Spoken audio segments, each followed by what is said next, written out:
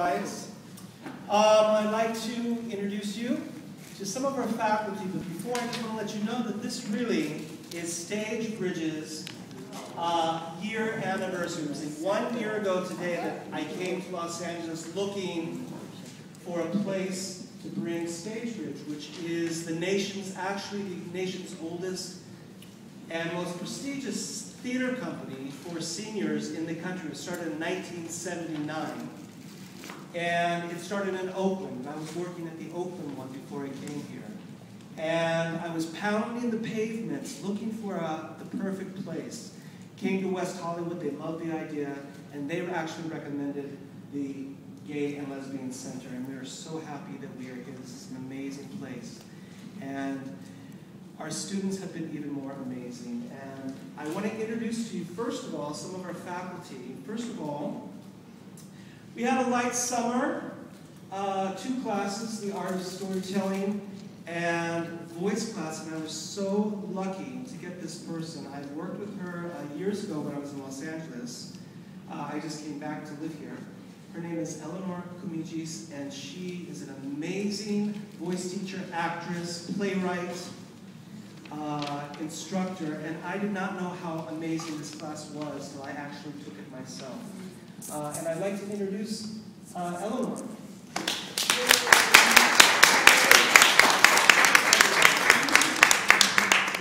Good afternoon, everybody. Really happy to see everybody here. We're going to do a little warm-up as kind of a preview to the storytelling today. This work that we've been doing has been, it's based on the work of Kristen Linklater, who is a voice teacher, world-renowned. I was lucky enough to study with some of her proteges and to actually study with her. So I use that work and bring in some other disciplines that I've studied as well. I've had a wonderful class. It's been really amazing to see them progress over these 10 weeks. So we're just going to do a brief warm-up so you get kind of a taste of what we've been doing in class, and then we'll move right on into the storytelling. So I'd like to invite anyone who's been in the class to come on up.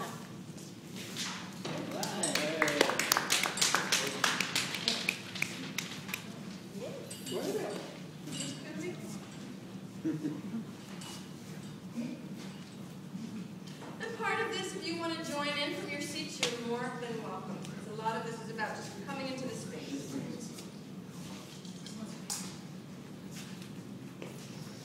Okay, so just with your feet underneath your hips, and everybody can participate in this. Just close your eyes for a minute. We're all going to take a moment just to be here.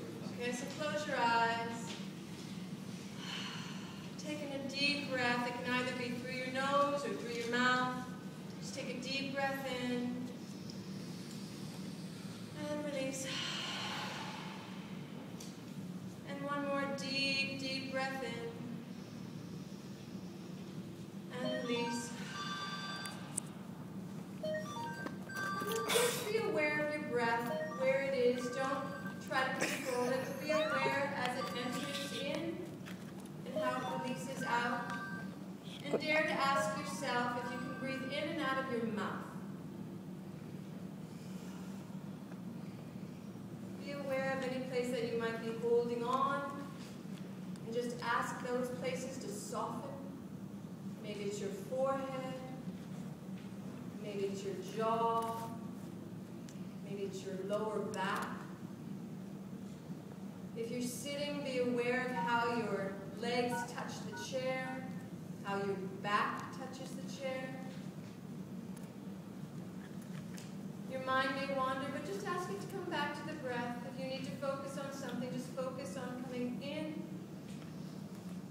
and out.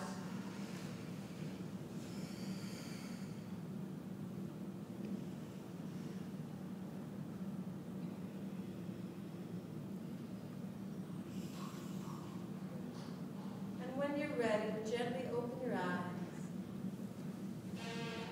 And I'm going to ask my beautiful students to dig into your elbow points, and rotate them forward. And that magic puppeteer buzz, this is the elbow points that pop, pop, pop, pop, pop, pop, pop.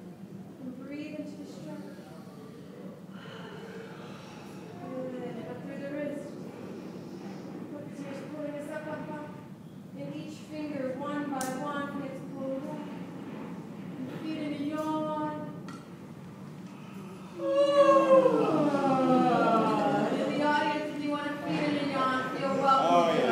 Push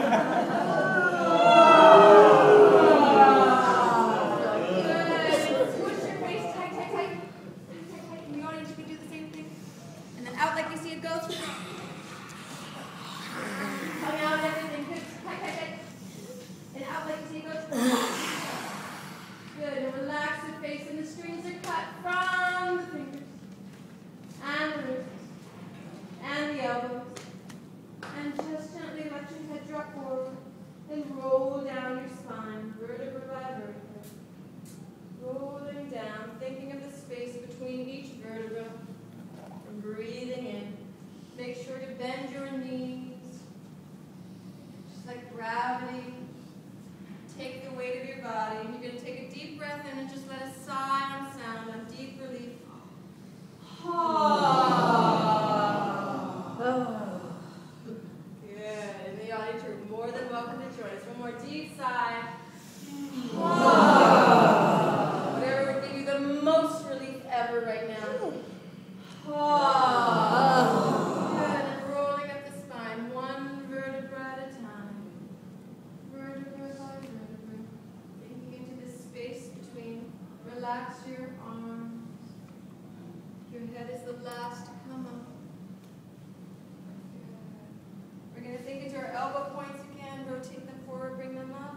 And we're going to stretch the back ribs. You're welcome to do this in the audience as well. So stretch.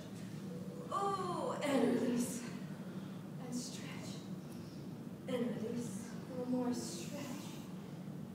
And release. And then taking the elbows back, stretch the front ribs. Stretch. And release. And stretch. And release. And one more. Stretch. And release. We're going to bring the elbows forward. And back. Ooh, and forward. And back. And one more time. Forward. And back. You're going to drop the elbows, but let the ribcage stay up. And then just on sigh of relief, drop the ribcage. Good. Okay, so we're going to take the sound into our lips. We're going to roll down our spine. Listen to the pitch I give you. We're going to come back up and bounce it out our knees. Okay, here we go.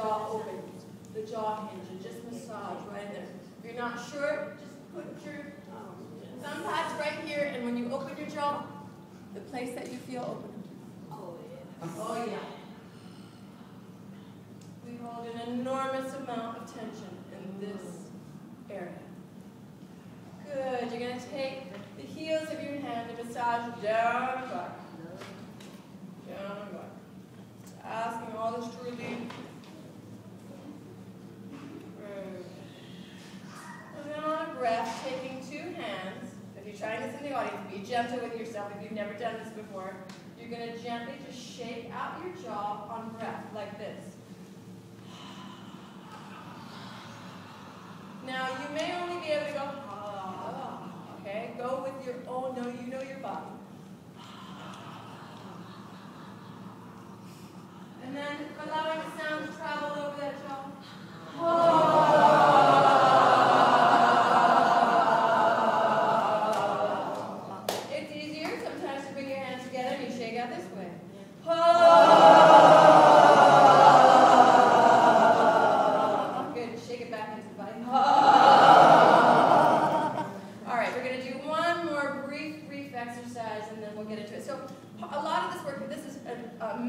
the abbreviated form of what we've been doing the last 10 weeks. Of course, we take this more incrementally, starting with the breath as the blueprint for the sound. We've been working on our resonators. Our resonators are what give us range, or what give us pitch. So we're going to do a little demonstration of that. So we have a beautiful log going right through your ears, and it rotates up so that you're not collapsing in the back of your neck. Your spine is still elongated, and we're just going to send sound right into the chest. So here we go.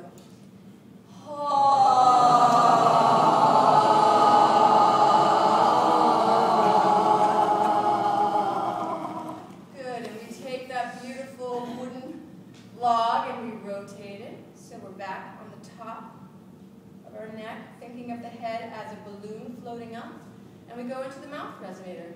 Ha ha ha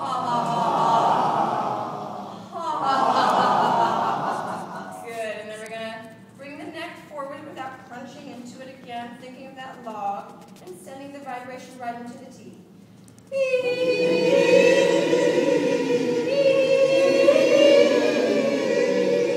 we're going to go from the teeth to the mouth to the chest. It'll be like this.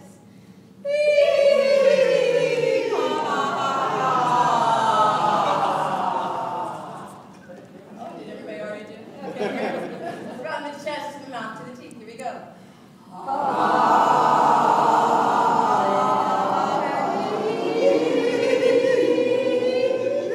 And again from the teeth to the mouth to the chest.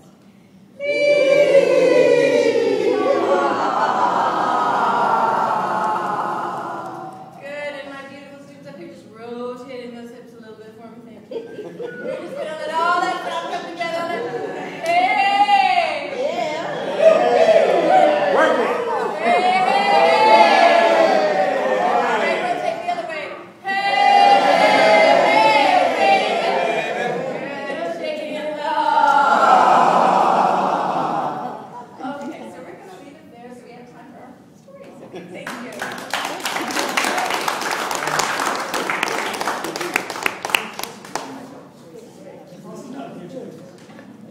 So now you know what some actors usually do before you get to the theater. They're all backstage doing these exercises.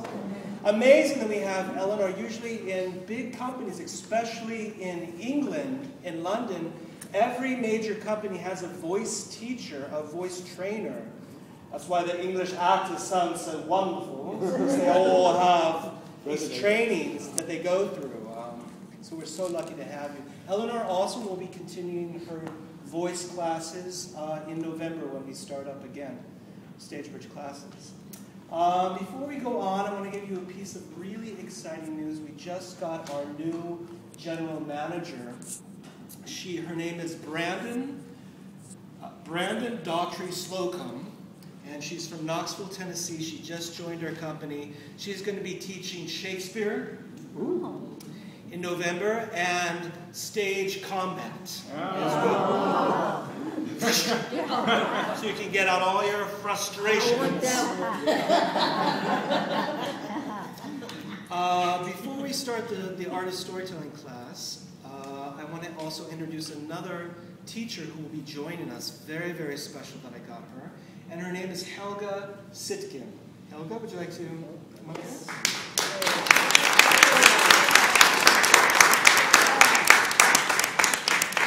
Helga and I met, I don't know, maybe 20 years ago. At least.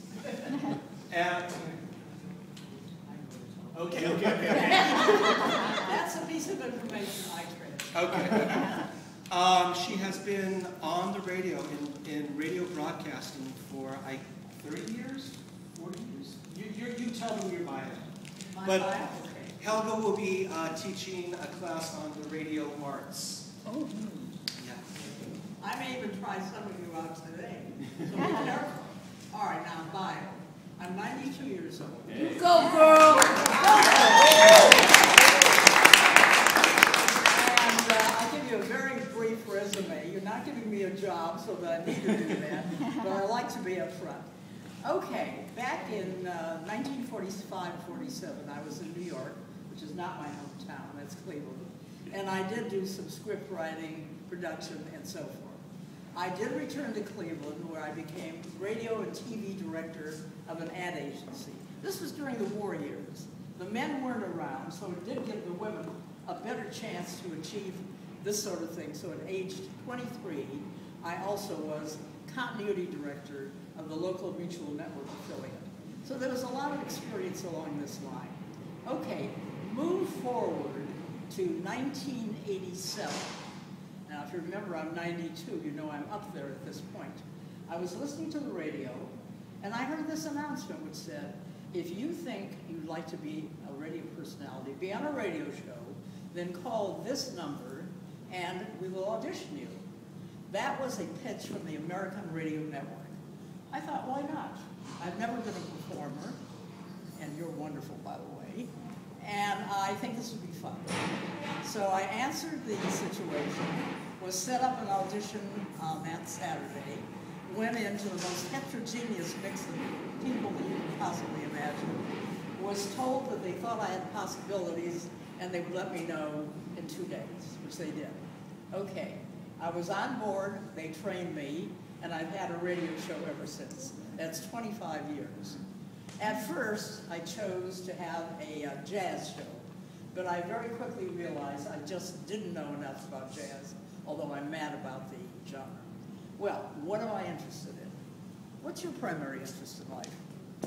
Just in general. Being happy, Being exercise. happy. How about you? Oh, I'm a language geek. Good, I am too. We should get along very well. Anybody want to answer that question? What is really important to you with a word that begins with a P and ends with an E? You got it. Who said that? Very good. You're right on target. People. Now, if you're interested in people, then you want to interview them. And my feeling is there's absolutely no such thing as a boring individual. I don't care how insignificant that person appears to be, there's a story. So, what I hope to do is engage you in a fun situation where you too will be interviewers, and if you wish upon occasion, interviewees. And that's my purpose when I come here to join you. I'm looking forward to it tremendously. You look like a really lively bunch. So, that's it. Any questions? Oh, incidentally, I've had 40 years of teaching, too, at both the high school and college level. So that sort of grooves in with the rest of it. Yes? At our ages, this can be done, you say? You don't Absolutely. Look, when I started, that was 1987. I was born in 1920. I was 67 years old before I started to have a radio show as interviewer. I think that'll answer the question. Yes, ma'am. I absolutely believe that there isn't one person in this room who can't do this. What's more, thoroughly enjoy doing it. Any other questions? I have a question. Yes. Do you know how great you look today? Yes.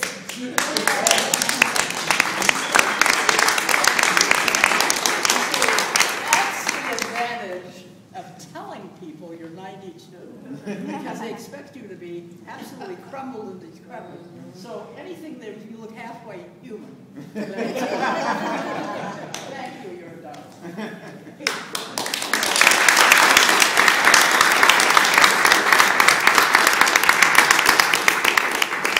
So excited about your class, Helga. So I'd like to invite right now my storytelling class. We have Ed, please, come up, and Kubi, Jack, and Larry.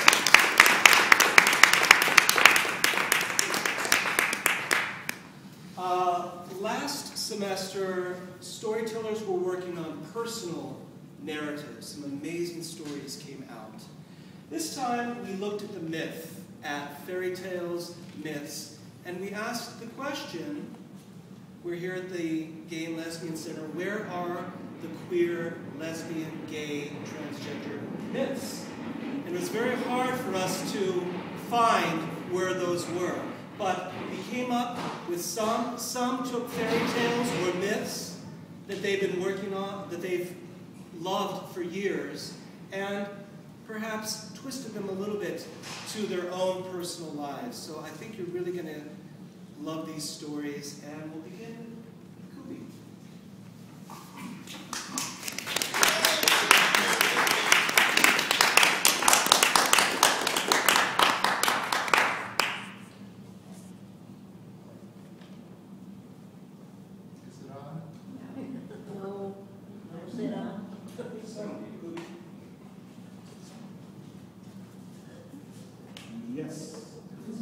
This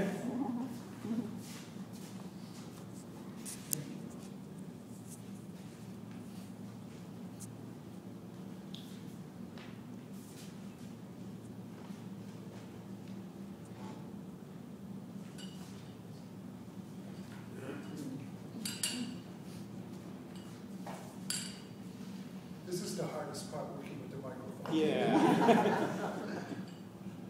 So,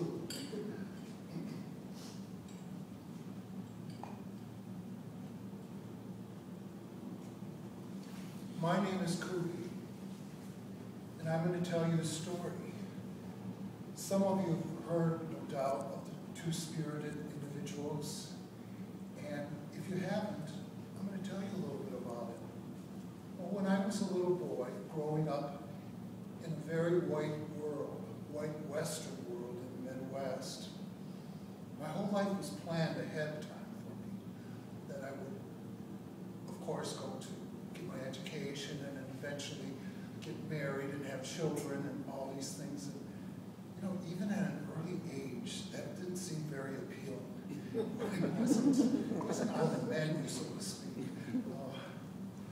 And I always used to daydream about maybe there's a place somewhere where people like me could find comfort. Because I didn't fit in with the other boys, and I didn't fit in with the girls. I was sort of in between. So I remember one day sitting in my room alone, and suddenly I was daydreaming, and I lapsed into what some people call past life, perhaps.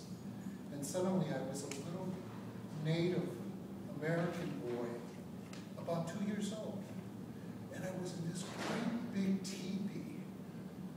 And in one corner of the teepee, they had all these baskets and little shovels and ropes and gathering things. And that's where the food gatherers, that's where the women would find all the things they needed to do their daily chores. And in the other corner, which was very scary to me because they had spears and sharp things and bow and arrows and drums and warrior items. So,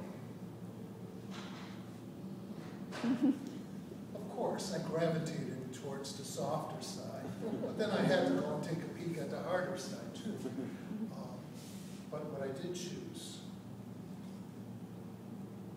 the softer side to live. And I started to dress myself like the women in our tribe. And I was very accepting.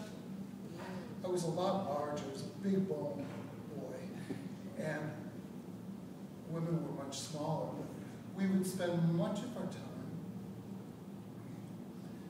doing chores. And the thing about being two-spirited, it's like having two souls, possessing the male energy and the female energy. That meant we could go into the tribal houses where all the men lived, or we could go into the tribal houses where all the unmarried women lived, with great ease.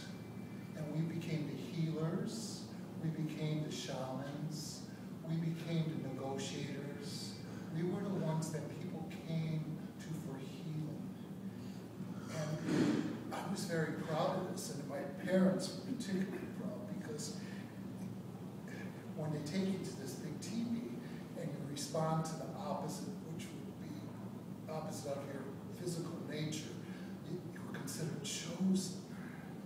And so my parents were delighted because this was like a very special quality. And so I grew up dressing as a woman would and feeling very comfortable, and there was always a place in our society for all of us. We had all this noble work to do, and there were very few of us. There were only 3 of us in the tribe. But most of the time I spent my days, you know, in the garden.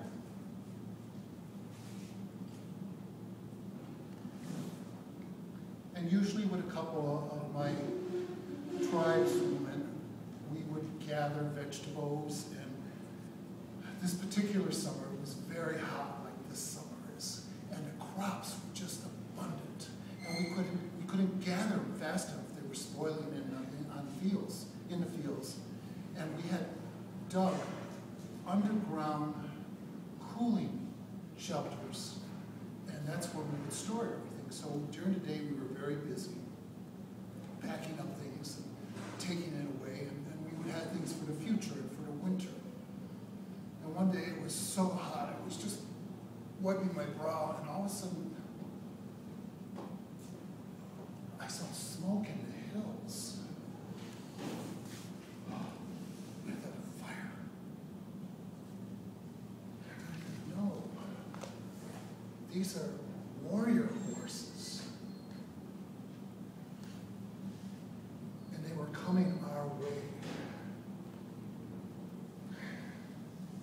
And I told my people not to worry. I am the two-spirited one. I will protect you. I'm saying nothing.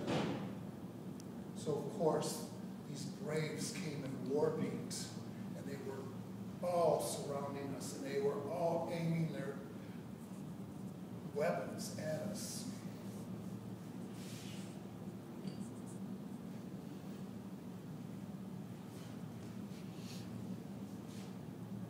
I decided to confront him.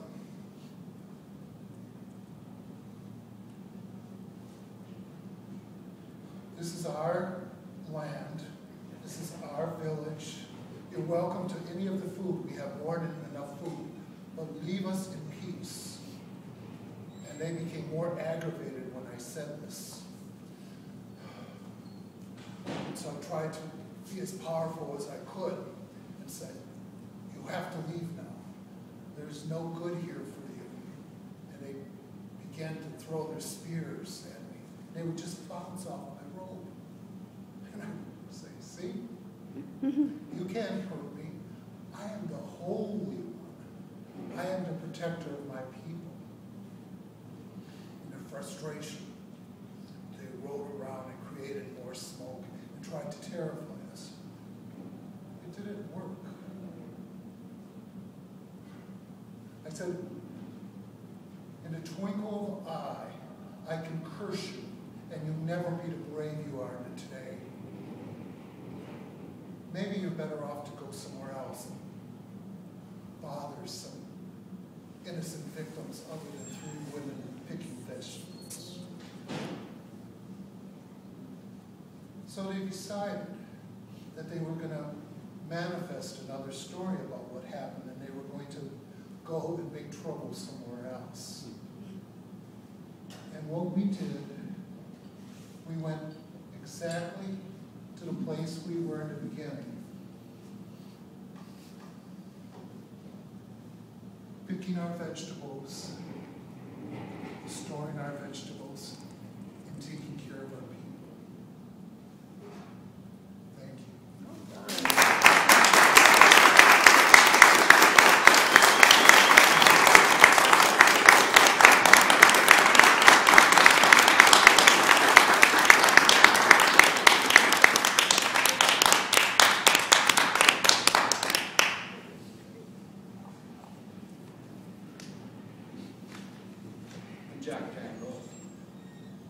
This fairy tale is going to start with once upon a time. All good fairy tales have to start with once upon a time. There were 2 lovers who were very much in love. They would go out dancing and have long dinners. Can you hear me better? No. Bring it up more. Once upon a time. How's that? The level's basically too low. Can you hear me now? Yes. Okay.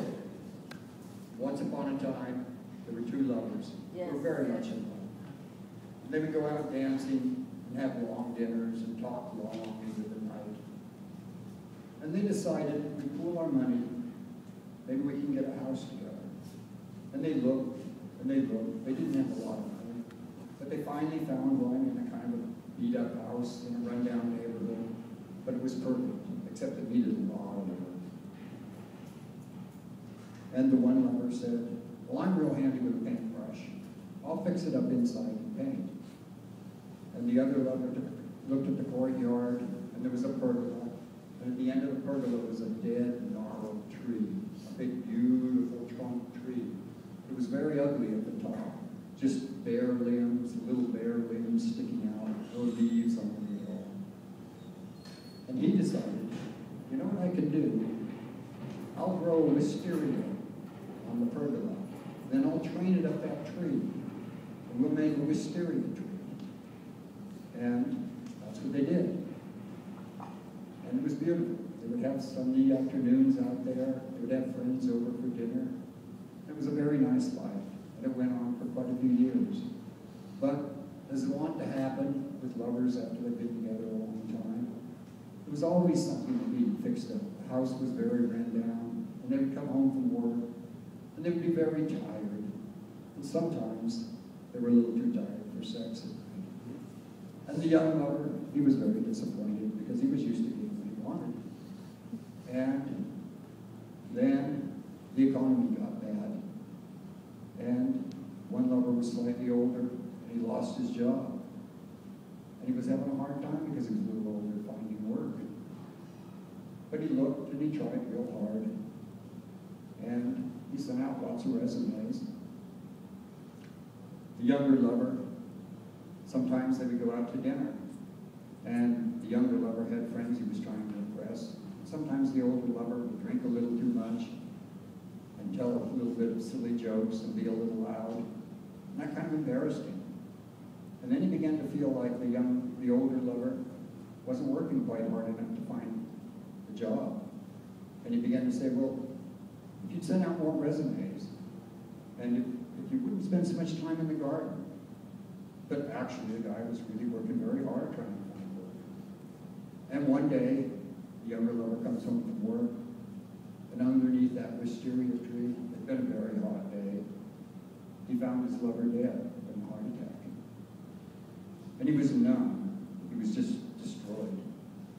And the relatives came, and the friends came, and they brought their sympathy. And he was so busy with the funeral, all the arrangements, he didn't have a lot of time to feel anything. But then, after the funeral, he went home to the empty house and the empty bed, and he broke down, and he cried, and he cried. And those cries were heard up above in the afterlife. And the lover said, oh, please, please, let me go back and comfort him. He's so lonely, please. And they said to him, well, you know, he didn't really appreciate you. He kind of was dissatisfied with you. And he said, no, he really did appreciate me. Please, let me go back and comfort him. And finally they relented, and they said, okay, but just for 2 weeks. And so he went back, and when the lover saw him, he was just ecstatic. He was overjoyed. And they went out for those 2 weeks and really enjoyed themselves. And all those little flaws that used to bother him so bad, he now found endeared him to him. He couldn't believe that he found those a problem. And now, it's been 10 years. And sometimes that lover goes out with friends, and he talks a little too much. He talks a little too much about his lover that he's lost. And who knows? Perhaps that's why there will always be that empty spot in the other half of that big, lonely bed.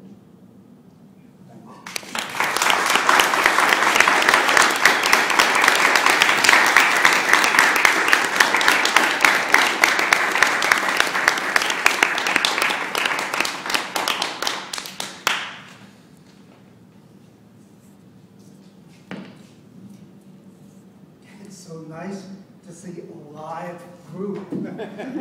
Thank you for coming out today and giving us a chance at a real live audience. I'm looking at the audience here. It looks like everybody except 4 people may not even know what we're going to talk about today. It's Gone with the Wind. Gone with the Wind, a story of a manipulative woman and a roguish gentleman carrying on a turbulent love affair in the American South during the Civil War and Before we start, I'd like to take you back to the first day of class, when we were asked by Bruce, our teacher, to select a fairy tale or a story that resonates with us, something that might have changed our life. Well, I went through a few of the fairy tales. One of my favorites, Snow White and the Seven Dwarfs. And I just imagine myself in a coma, in a coffin, dreaming and just waiting for a butch Prince Charming who would give me a deep kiss, and there will be happily ever after. You know, what book is that from? I didn't identify with that. Well, in a way I did. I wanted to be the princess in the coffin, being kissed deeply by the Prince Charming. I also thought of the other one, the very popular one called Cinderella. And it didn't grab me either. I mean, here I am with a size 10.5 extra wide foot.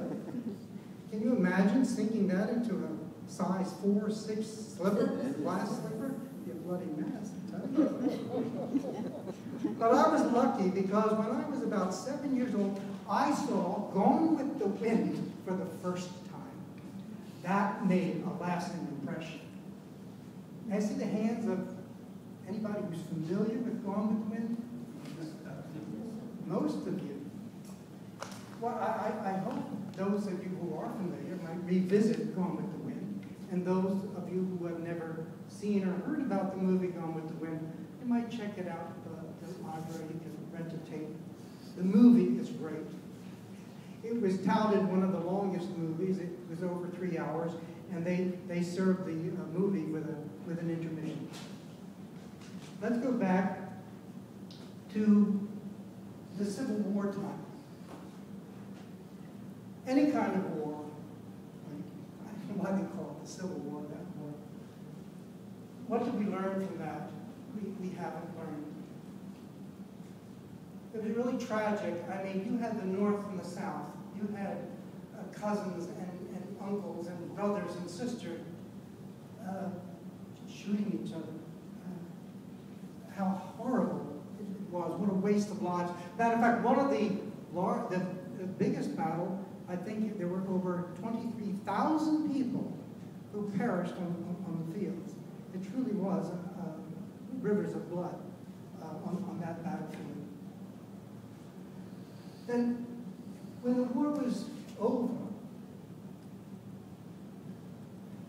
back again to the first part. I think the reason why Gone with the Wind touched me the way it did is because as a kid, I lied to myself and I lied to other people, putting on a different persona because I didn't like what I was, so I was trying to pretend I was somebody else. It was easier for me to tell the truth than to lie, but I lied anyway. So I thought this storytelling class would be good for me to perfect it. What I liked about the South, the American South, is the way that the people spoke. They spoke very slow. They spoke with a southern drawl. And the men, they dressed properly. They were real gentlemen. I mean, they were all good looking, but I thought, gee, these men are all gay acting, gay looking. Wouldn't it be great if I could live south of the Mason-Dixon line, and I might get away with being gay and see what it felt like for the first time to be normal. And I never made it to the deep south, but I did marry a man from Nashville, Tennessee. He's southern enough for me. There's a part of the story, it's an epic story, and we're not going to share the whole story, but just a scene of it before the close of the show. See, the role model I was attracted to was Melanie. Melanie was a great gal. She was sensitive, kind. She didn't listen to a word of gossip. She was very uplifting. She was a woman of hope and courage. She lived life to the fullest. she was my inspiration. There came a time when Red Butler and Scarlett O'Hara, oh, she was a mess, that Scarlett O'Hara. She was beautiful with her 18.5-inch waist before her pregnancy. Of course, that was corset also. She was a lady before her time because she'd be celebrated today. This woman, I would like to think of her, the way she was portrayed, as a selfish, self-centered, money-grabbing, B-I-T-C-H. But like I say, we'd applaud her today. I applauded her then. Well, anyway, there was a maid, a black maid servant. Her name was, oh, I always forget this, Mammy. And she had, I think, the best common sense of any of the actors in the whole film. She was opinionated, but you just loved her character. Unfortunately, she won Best Supporting Role, but she wasn't able to celebrate that because she was black, and she wasn't allowed to celebrate. Let me tell you a little bit about Annie. Red Butler and Miss Scarlett had a little daughter. When the daughter was about 5 years old, she was out riding, and she had an accident, and it killed her. Yeah. And when Red Butler found out from the doctor that Bonnie broke her neck, he went a little crazy and got a rifle, went out there and shot the poor pony. Another thing about Miss Bonnie Blue Butler, Bonnie was afraid of the dark.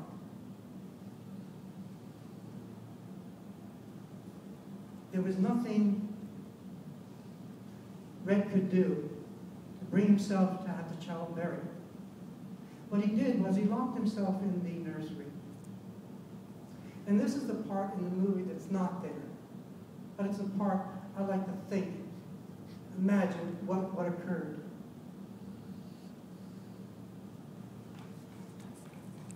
The movie takes us up to the point where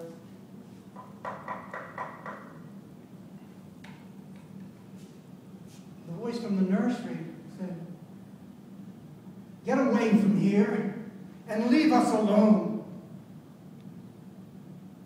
Miss Billy says, "Captain Butler, it's me, Miss Melanie. I come here to see Miss Bonnie." At that, Red opened the door and allowed Melanie to come in. Red Butler admired Melanie. He mentioned that he thought that she was the most real woman he had ever known. Sure, she was there to console him. And he says to her that he couldn't bring himself to bury Bonnie because Bonnie was so afraid of the dark. The body was starting to decay. It was rotting, this shell of the body. And Miss Melanie says to Red, "Oh, Captain Butler, Bonnie will never be in the dark again. Miss Bonnie walked into the light, never to be afraid of the dark again. We need to bury this body, this vessel that she inhabited while on earth. And it's up to us, it's our job to keep her alive in our hearts." She was only granted us a little while, and she brought all of us so much pleasure. And it's true, Tara will never be the same again without her. But keep her alive, knowing that she's in the light, and she is in your heart. And at that, the door opens, she exits, and she says to Mammy, "Mammy, I want you to go into the kitchen and fix a great deal of strong coffee and bring it to Mr. Butler. Oh, and tell Miss Scarlett the funeral will take place tomorrow.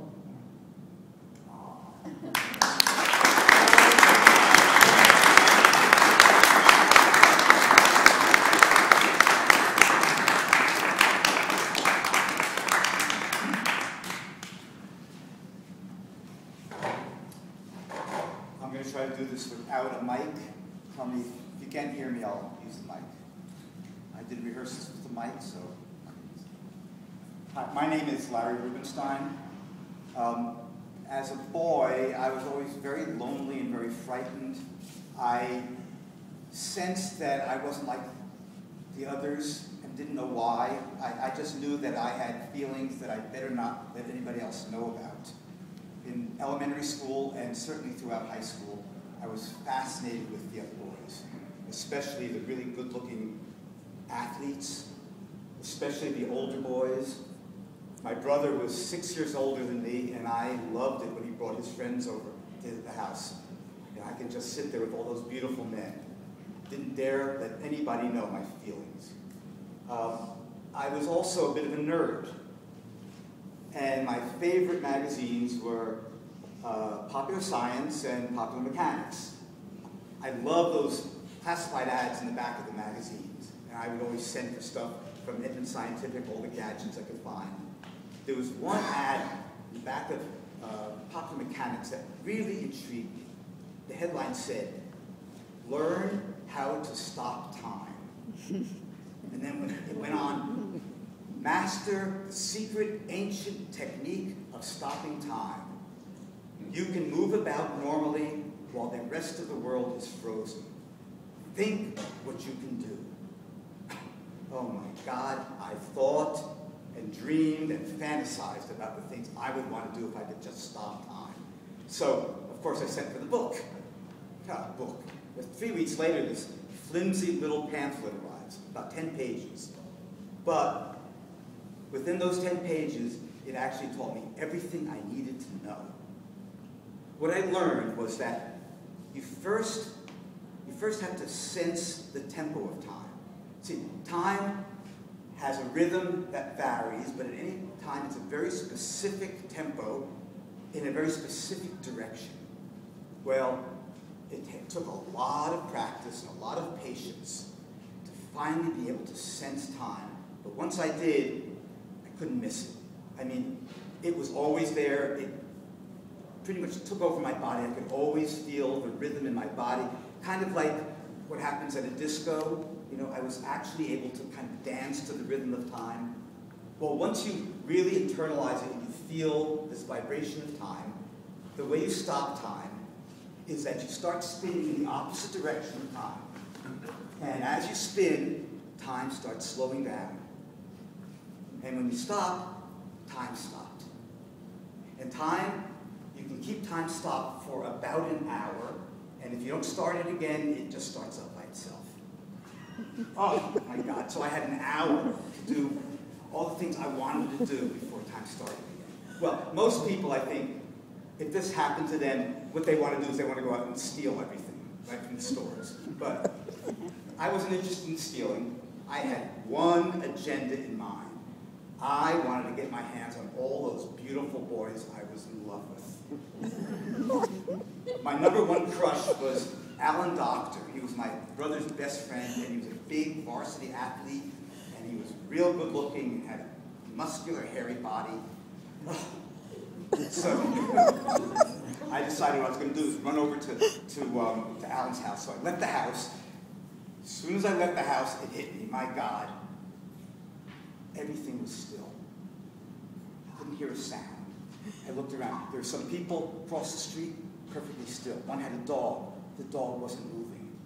I mean, even the sprinkler system in the house next to me, the droplets were caught in midair. It was amazing. I mean, it was so distracting. I even saw a plane hanging in midair. But I couldn't be distracted, so I kept running over to Alan's. Got to Alan's house. Of course, the door was locked. So I climbed into the window. No chance of being arrested right for vandalism since there was nobody but me. I climbed into his house, went up to the bedroom, and sure enough, there was Alan sitting at his desk, perfectly still, in a t-shirt and Bermuda shorts. Well, I mean, I was really very scared at first. I mean, I couldn't believe that nobody could see me, that nobody would know what I was doing.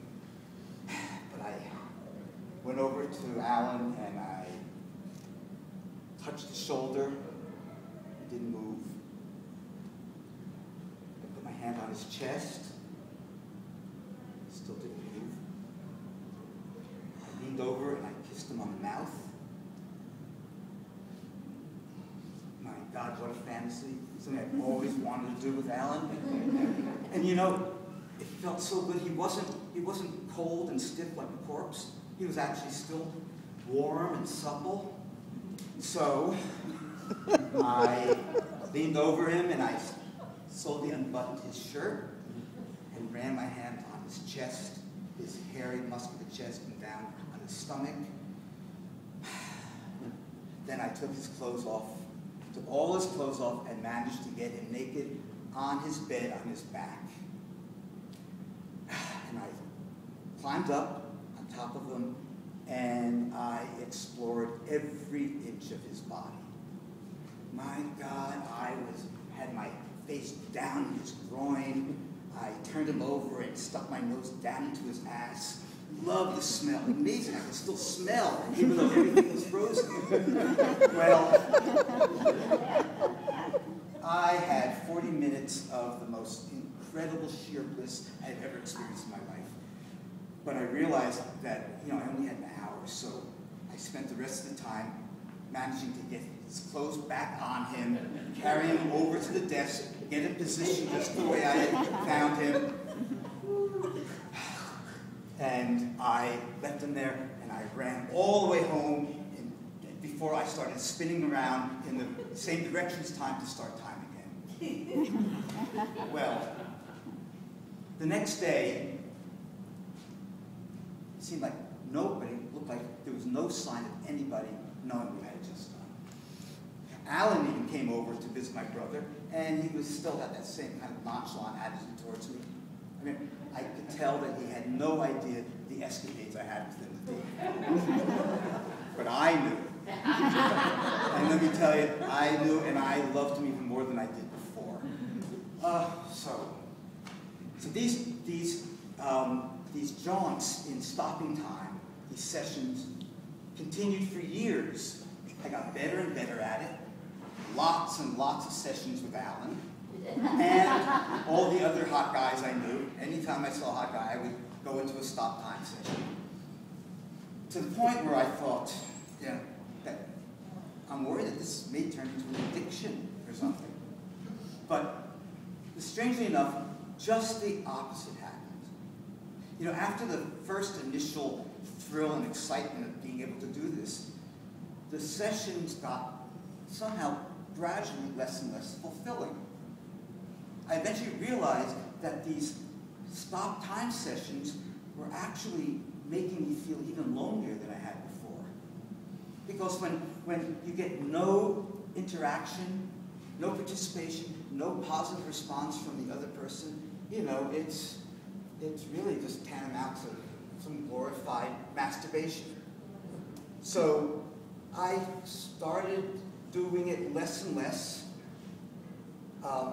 See, these sessions had actually turned into a very powerful tool to yank me out of my loneliness and cause me to crave and go and find company, to find socialization, to find friendships, to find partners.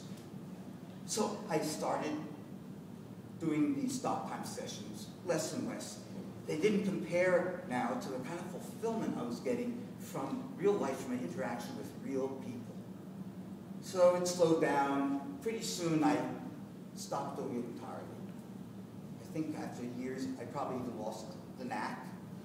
But it worked for me, and I'm a better off person for it. In fact, Alan is now my partner. We've been partners for 20 years.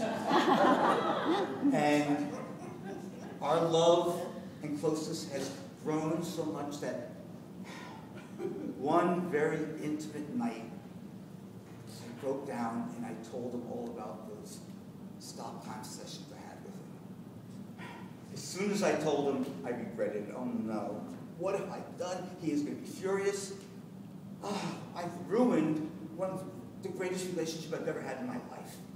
But Alan instead laughed and told me that he had known about it all along. What? Not only that, he said that he had been awake and fully aware throughout every one of my sessions. It seems that he was assisting in a new experimental and secret but very powerful therapy procedure for young boys who were conflicted like I was. And through the years, they have cured and helped millions of boys like me. Well, how do I know that Alan was telling the truth?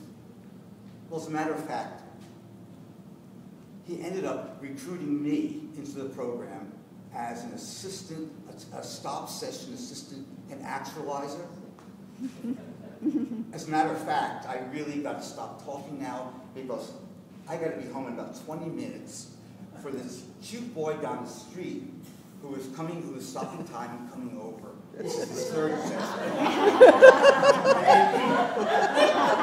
He obviously has a crush on me. He likes daddies, I guess. But hey, it's okay by me. I don't mind. In fact, it's easy work. Easy except for having to disguise my excitement and pleasure when he starts undressing me. Other than that, it's pretty much an easy hour's work.